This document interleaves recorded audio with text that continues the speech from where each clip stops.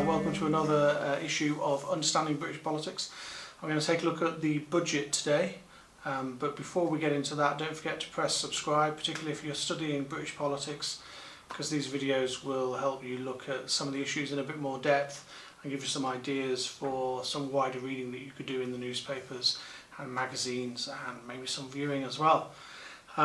Okay, so after a budget there's always a few days, if not a week or so, of debate about whether the budget has been successful and so on and so forth, whether the Chancellor has done the right thing and how the parties react to it is always very, very interesting. There's a debate within the Labour Party about whether the Labour Party should support or criticise the Chancellor's taxation plans, which is really interesting because it's putting the Shadow Chancellor under a lot of pressure to be critical of the government, and he's so far refusing not to, which is quite interesting. But one of the major debates that's going on at the moment is over austerity and whether austerity is over. A few weeks ago we had the Prime Minister at the Tory Party conference saying this: because a decade after the financial crash, people need to know that the austerity it led to is over and that their hard work has paid off. So, you could clearly hear her say that austerity is over, but that's a slightly different message from what the Chancellor gave us in the budget on Monday when he said this.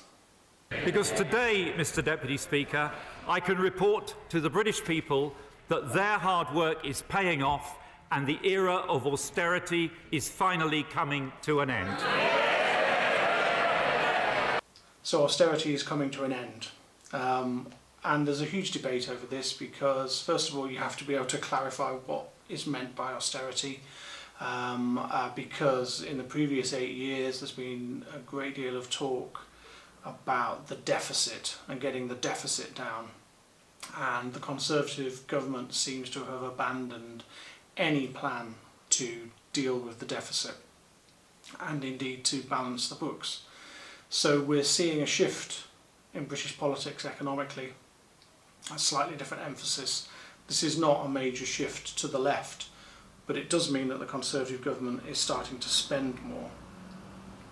Having said that, you can tell from some of the articles that I've put at the bottom of this video that the spending changes aren't going to reverse what they've done. It's not going to take account of the last 8 years and then suddenly provide extra money. What it is doing is making a slight shift. There is extra money in places, but it's not really the end of austerity.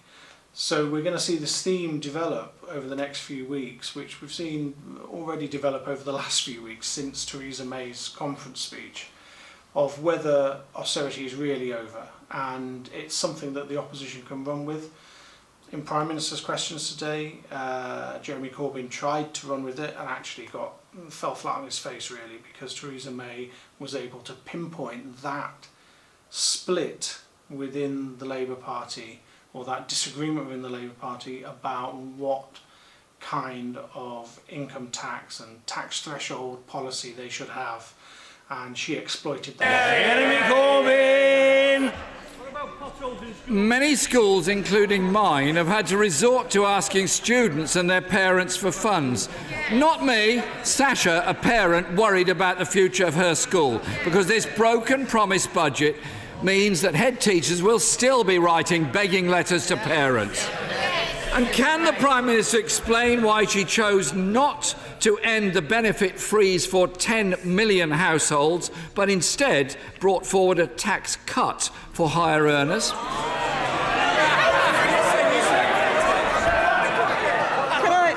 Can I say, actually, as the Right Honourable Gentleman knows, we have put extra money into universal credit in the budget. What we see importantly is universal credit being a welfare reform that ensures that people are encouraged to get into the workplace, and when they are there, they earn more. But I'm interested that the Right Honourable Gentleman chose to raise the question of tax cuts. On Monday, he said putting He said that cutting taxes for 32 million people was frittering money away on ideological tax cuts. Yesterday, the Shadow Chancellor said Labour would support the tax cuts.